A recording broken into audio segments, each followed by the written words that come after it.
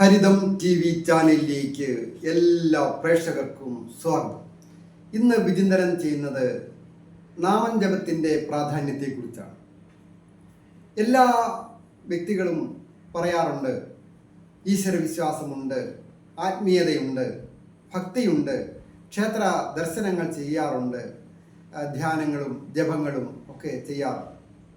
എന്നാൽ അത് എങ്ങനെ ചെയ്യണം, അതിൻ്റെ ഗുണവിശേഷങ്ങൾ എങ്ങനെയാണ് എന്നൊക്കെ അറിയാൻ പാടില്ലാത്ത ധാരാളം ആൾക്കാർ ജപം കൊണ്ടും ധ്യാനം കൊണ്ടും മറ്റ്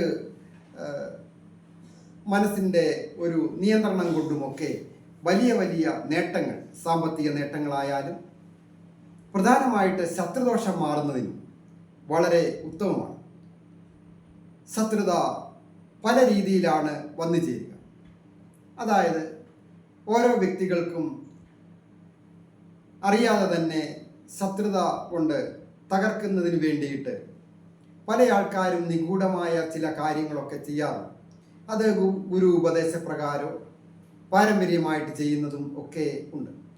അങ്ങനെയുള്ള ചെയ്ത്ത് ദോഷങ്ങളോ, കണ്ണേര ദോഷങ്ങൾ, നാവ് ദോഷങ്ങൾ, ചെയ്ത്ത് ദോഷങ്ങൾ, അതുപോലെ തന്നെ ചില ക്ഷേത്രങ്ങളിൽ പോയി പ്രാർത്ഥിച്ചതിൻ്റെ ഫലമായിട്ടുണ്ടാകുന്ന ദോഷങ്ങൾ, ഇതൊക്കെ നമുക്ക് ഓരോരുത്തർക്കും ഏൽക്കാതിരിക്കുവാൻ, അല്ലെങ്കിൽ അതിൻ്റെ പരിണതഫല ദോഷങ്ങൾ ഉണ്ടാകാതിരിക്കുവാൻ ഓരോ വ്യക്തികളും അനുഷ്ഠിക്കേണ്ട ഏറ്റവും പ്രധാനപ്പെട്ട കാര്യമാണ് ജപം. ക്ഷേത്രത്തിലൊക്കെ പോകുവാൻ ജോലിയിലൊക്കെ ഇരിക്കുന്നവർക്ക്, ദൂരദേശത്തൊക്കെ ഇരിക്കുന്നവർക്ക്, ജോലി ചെയ്യുന്നവർക്ക് സാധിക്കാത്തവർ, അല്ലെങ്കിൽ ഇഷ്ടദേവതയുടെ ക്ഷേത്രം അടുത്ത് ഉണ്ടാവുകയില്ല, അവിടെ പോയി വഴിപാട് ചെയ്യുവാനായിട്ട് സാധിക്കുകയില്ല. അങ്ങനെയുള്ള സന്ദർഭത്തിലാണ് ഇങ്ങനെയുള്ള ജപധ്യാനാദികളുടെ പ്രാധാന്യം. ചില ആൾക്കാർ നമ്മളെ കാണുമ്പോൾ തന്നെ ഒരു ശത്രുതാ മനോഭാവത്തോടുകൂടി നോക്കുകയോ, അല്ലെങ്കിൽ കുശുമ്പൊക്കെ ഉള്ളതായിട്ട് ഓരോരുത്തർക്കും അനുഭവപ്പെട്ടിട്ടുണ്ടല്ലോ. അങ്ങനെയുള്ള സന്ദർഭത്തിൽ കൊള്ളുകയില്ലാത്ത, അല്ലെങ്കിൽ നമുക്ക് ഇഷ്ടമില്ലാത്ത ആൾക്കാരാണ് നമ്മളെ നോക്കുകയോ എന്തെങ്കിലും പറയുകയോ ഒക്കെ ചെയ്താൽ, നാമം ജപിച്ചാൽ അതിൻ്റെ ദോഷഫലം നമ്മുടെ മനസ്സിലേക്ക് അതിൻ്റെ നെഗറ്റിവിറ്റി വരികയില്ല. എല്ലാവർക്കും എപ്പോഴും ജപിക്കാവുന്ന നാമമാണ് നാരായണ നാമം.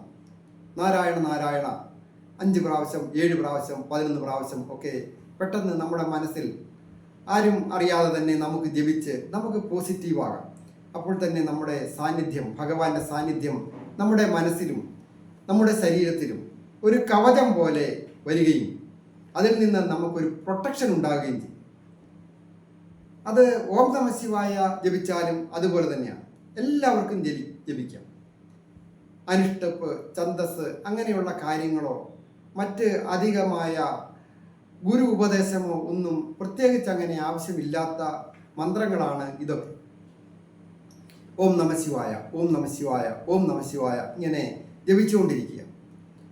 എപ്പോഴും എല്ലാവരും അങ്ങനെ അശുദ്ധിയൊന്നും ആയിക്കൊള്ളണമെന്നില്ല. അല്ലാത്ത സമയങ്ങളിൽ, സന്ധ്യ സമയത്തായാലും പകൽ ജോലി ചെയ്യുമ്പോഴൊക്കെ ആയാലും ഫ്രീ ആയിട്ടൊക്കെ ഇരിക്കുമ്പോൾ മനസ്സിൽ ഏതെങ്കിലും തരത്തിലുള്ള ഒരു ദോഷാവസ്ഥകളോ മനപ്രയാസങ്ങളോ അതുപോലെ ഏതെങ്കിലും തരത്തിലുള്ള ടെൻഷനുകൾ ഉണ്ടാകുന്ന അവസരത്തിൽ കുറച്ച് സമയം ഓം നമ ശിവായ മനസ്സിൽ ജപിക്കുക.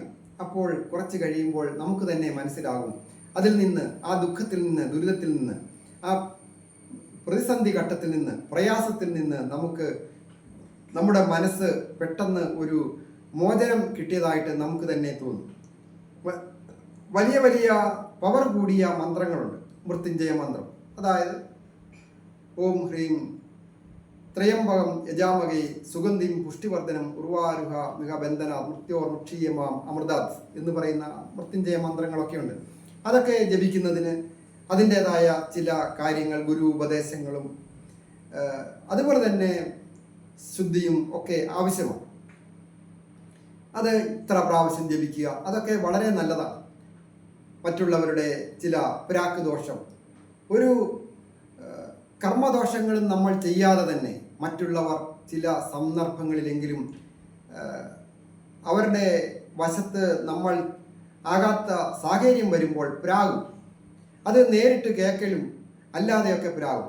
അങ്ങനെ വരുന്ന പ്രാക്കുകൾ നമ്മുടെ മനസ്സിൽ ചില സന്ദർഭങ്ങളിലെങ്കിലും വിഷമങ്ങളും വേദനകളും ഉണ്ടാകും. അങ്ങനെയുള്ള സന്ദർഭങ്ങളിൽ അങ്ങനെയുള്ള ആ പ്രാക്ക് ദോഷമോ നാവ് ദോഷമോ എന്തെങ്കിലും തരത്തിലുള്ള മറ്റുള്ളവരുടെ സംസാരങ്ങൾ, നോട്ടങ്ങൾ അങ്ങനെയൊക്കെ ഉണ്ടാകുന്ന സന്ദർഭത്തിൽ അതിൽ നിന്ന് കരകയറുവാൻ അല്ലെങ്കിൽ ആ ദോഷങ്ങൾ ഏൽക്കാതിരിക്കുവാനാണ് ഇങ്ങനെയുള്ള മൃത്യുഞ്ജയ മന്ത്രങ്ങളൊക്കെ ജപിക്കുന്നത്. അതുപോലെ തന്നെ പ്രധാനമുള്ളതാണ് സുദർശന മന്ത്രം. സുദർശന മന്ത്രം ജപിക്കുന്നതും ഈ പറഞ്ഞതുപോലെ തന്നെ ചില സന്ദർഭങ്ങളിൽ അസമയത്തെ യാത്രകളൊക്കെ ചെയ്യുമ്പോൾ എപ്പോഴും എല്ലാ സ്ഥലവും ഒരുപോലെയല്ല യാത്ര ചെയ്യുവാൻ വഴിയോരങ്ങൾ. അതായത് ചില നെഗറ്റീവ് എനർജികൾ കൂടുതലുള്ള, ദോഷാവസ്ഥകൾ കൂടുതലുള്ള, അപകടങ്ങളൊക്കെ കൂടുതലുണ്ടാകുന്ന പല സ്ഥലങ്ങളും ഉള്ളതായിട്ട്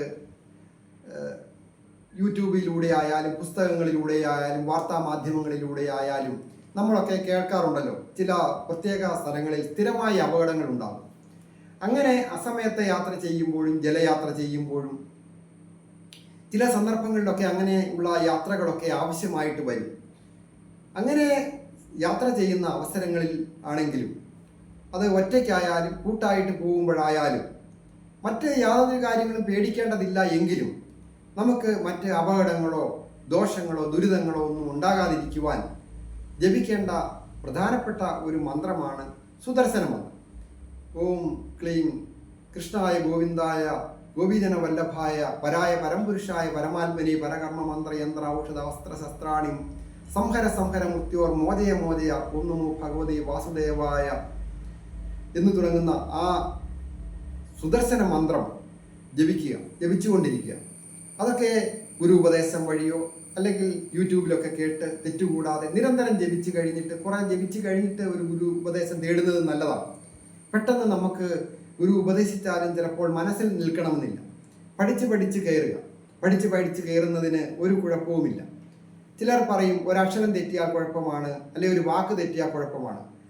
ചിലപ്പോൾ നമ്മൾ ഉപദേശിച്ചു തരുന്ന ഗുരുവിനുണ്ടാകുന്ന പിഴവുകളോ യൂട്യൂബിൽ നിന്നൊക്കെ കേട്ട് പഠിക്കുന്നതിൻ്റെ പിഴവുകളോ ഉത്തമന്മാരായ ഗുരുക്കന്മാർ തിരുത്തി തരുമ്പോൾ നമ്മൾ അത് ശ്രദ്ധിക്കുക വേണം എന്നുള്ളത് ആവശ്യമാണ്.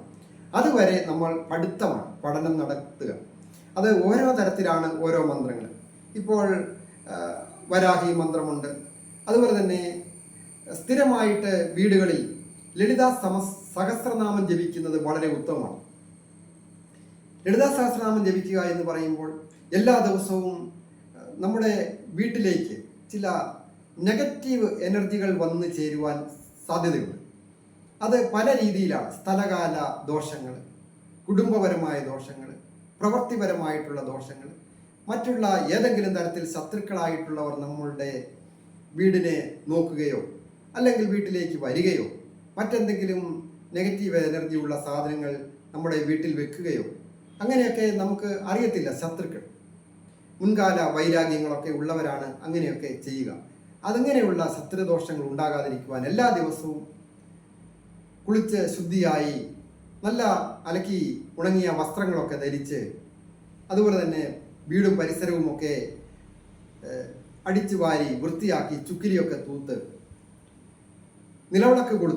നിലവിളക്ക് കൊളുത്തിയതിന് ശേഷം ലളിതാ സഹസ്രനാമമോ വിഷ്ണു സഹസ്രനാമം, അത് നമ്മുടെ ഇഷ്ടദേവത ഏതാണെന്ന് അത് ജപിക്കുന്നത് വളരെ നല്ലതാണ്. ലളിതാ സഹസ്രനാമമൊക്കെ ജപിക്കുന്നവർക്ക് ലളിതാംബിക ദേവിയുടെ അനുഗ്രഹമുണ്ടാകുകയും സർവ സമ്പൽ സമൃദ്ധിയും ശത്രു ദോഷങ്ങളൊക്കെ മാറി എപ്പോഴും ഇരിക്കുമ്പോഴും നടക്കുമ്പോഴും കിടക്കുമ്പോഴും എന്ന് വേണ്ട എവിടെ നടക്കുമ്പോഴും ഒക്കെ നാനാകർമ്മങ്ങൾ അനുഷ്ഠിക്കുമ്പോഴും നമ്മളെ കാത്തുകൊള്ളും. അങ്ങനെയുള്ള ലളിതാ സഹസ്രനാമം ദിവസവും പാരായണം ചെയ്യുന്നത് നല്ലതാണ്. ആദ്യമൊക്കെ പാരായണം ചെയ്യുമ്പോൾ വളരെ ബുദ്ധിമുട്ടാണ്.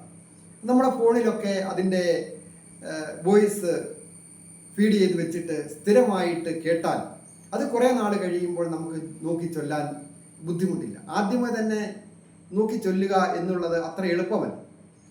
ഏത് ഇല്ലാത്ത ആ വ്യക്തികൾക്കായാലും സ്ത്രീ പുരുഷ ഭേദമന്യേ അതൊക്കെ സുഗമമായിട്ട് ചെയ്യുവാനായിട്ട് സാധിക്കും. അതായത് ലളിത സഹസ്രനാമത്തിൻ്റെ ധ്യാന ശ്ലോകം വളരെ പ്രത്യേകപ്പെട്ടതാണ്. അത് ഇങ്ങനെയാണ്: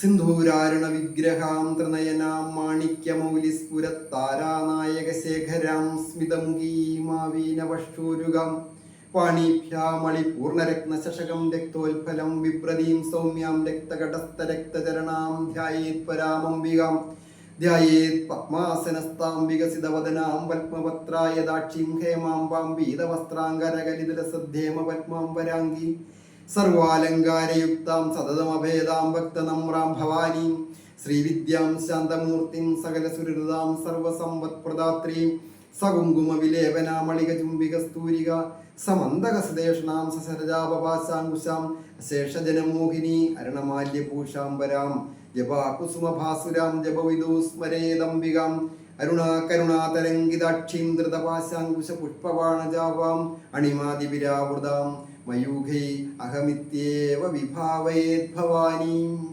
ഇതാണ് ലളിത സഹസ്രനാമത്തിൻ്റെ ധ്യാന ശ്ലോകം. നിരന്തരമായ പരിശ്രമം കൊണ്ടാണ് ഇതൊക്കെ കാണാതെ പഠിച്ച് ചൊല്ലുവാൻ സാധിക്കുക. അങ്ങനെ നിരന്തരമായി കേട്ട് നിരന്തരമായി ചൊല്ലി ചൊല്ലി ചൊല്ലി എല്ലാവർക്കും ഇങ്ങനെയുള്ള ധ്യാന ശ്ലോകങ്ങളൊക്കെ ചൊല്ലാം. ഇത് ക്ഷേത്രങ്ങളിൽ, ദേവീക്ഷേത്രങ്ങളിലൊക്കെ പോകുമ്പോൾ പ്രാർത്ഥിക്കുന്ന സമയത്ത് നമ്മുടെ പ്രധാനപ്പെട്ട കാര്യങ്ങൾ ദേവിയോട് പ്രാർത്ഥിക്കുന്ന സമയത്ത് ഇതൊക്കെ ചൊല്ലി പ്രാർത്ഥിച്ചാൽ കൂടുതൽ കൂടുതൽ അമ്മയുടെ അനുഗ്രഹം ഉണ്ടാകുകയും ശത്രുദോഷങ്ങളൊക്കെ മാറുകയും തൊഴിൽപരമായ അഭിവൃദ്ധികളൊക്കെ വന്നു ചേരുകയും, ചില ആൾക്കാരൊക്കെ പറയാറില്ലേ, ധനം അത് കയ്യിൽ നിൽക്കുന്നില്ല, അല്ലെ വരുന്നില്ല, അല്ലെങ്കിൽ വന്ന ധനം പാഴായി പോകുന്നു. അങ്ങനെയൊക്കെ ഉള്ളവർക്ക് ധനം പാഴായി പോകാതിരിക്കുവാനും ധനികനാകുവാനും ധന വന്ന് ഉമിഞ്ഞു കൂടുവാനൊക്കെ ഇങ്ങനെയുള്ള മന്ത്രങ്ങളൊക്കെ ജപിക്കുന്നവർ അവർക്ക് സാധിക്കും. എല്ലാവരും ഇതൊന്നും മറ്റുള്ളവരുടെ കേക്കലല്ല ചൊല്ലുന്നത്. അത് വളരെ മനസ്സിൽ ചൊല്ലുന്നത് വളരെ ഉത്തമമാണ്. അത് ഏത് സമയത്ത് വേണമെങ്കിലും ശരീര ശുദ്ധിയോടുകൂടിയൊക്കെ ചൊല്ലാവുന്ന മന്ത്രങ്ങളാണ്. ഇങ്ങനെ നിരവധി മന്ത്രങ്ങളുണ്ട്. അവരവർക്ക് മനസ്സിന് ഇണങ്ങിയ രീതിയിൽ സ്ഥലകാല ദേവതയോ അല്ലെ ഇഷ്ടദേവതയോ ഒക്കെ മനസ്സിൽ വിചാരിച്ച് നാമം ജപിക്കുന്നത് ശത്രുദോഷം മാറുന്നതിനും അപ്രതീക്ഷിതമായി ധനാഗമന യോഗവും തേജസ്സും വർദ്ധിക്കുന്നതിനും രോഗാദി ദുരിതങ്ങൾ മാറുന്നതിനും മറ്റ് സന്താന സൗഭാഗ്യങ്ങൾക്കും ബന്ധുബലം വർദ്ധിക്കുന്നതിനും സമൂഹത്തിൽ സ്ഥാനമാനങ്ങളും പേരും പ്രശസ്തിയും വന്നു ചേരുന്നതിനും കലാരംഗത്തൊക്കെ നല്ല പ്രശസ്തി വന്നു ചേരുവാനൊക്കെ വളരെ ഉത്തമമാണ്. ഞാൻ ഹരികുമാർ, ദേവി ജ്യോതിഷാലയം, കാവുംപടി, മണർകാട്, കോട്ടയം. ഈ ചാനൽ സബ്സ്ക്രൈബ് ചെയ്യുകയും ഫോളോ ചെയ്യുകയും ഷെയർ ചെയ്യുകയും ചെയ്യണമെന്ന് പ്രത്യേകം അഭ്യർത്ഥിക്കുന്നു. അതുപോലെ തന്നെ നിങ്ങളുടെ വിഷയം എന്തുമാകട്ടെ അത് കമൻറ്റ് ബോക്സിൽ രേഖപ്പെടുത്തുക. അതോടൊപ്പം പേരും നക്ഷത്രവും കൂടി കമൻറ്റ് ബോക്സിൽ രേഖപ്പെടുത്തിയാൽ ഞാൻ നിങ്ങൾക്ക് വേണ്ടി പ്രത്യേകം പ്രാർത്ഥിക്കുന്നതാണ്. നിങ്ങളുടെ വ്യക്തിപരമായ കാര്യങ്ങൾ, ജ്യോതിഷ കാര്യങ്ങൾ അറിയുവാൻ ഈ നമ്പറിൽ, അതായത് എൻ്റെ ഫോൺ നമ്പർ താഴെ ഡിസ്ക്രിപ്ഷൻ ബോക്സിൽ കൊടുത്തിട്ടുണ്ട്. നേരിട്ട് വിളിച്ച് നേരിട്ട് നമുക്ക് സംസാരിക്കാം. അതുപോലെ തന്നെ വ്യക്തിപരമായ കാര്യങ്ങൾ നോക്കുവാൻ നേരിട്ട് ജ്യോതിഷാലയത്തിൽ വരുന്നതിനും അവസരമുണ്ട്. എല്ലാവർക്കും നന്മ വരുവാനായിട്ട് പ്രാർത്ഥിക്കുന്നു.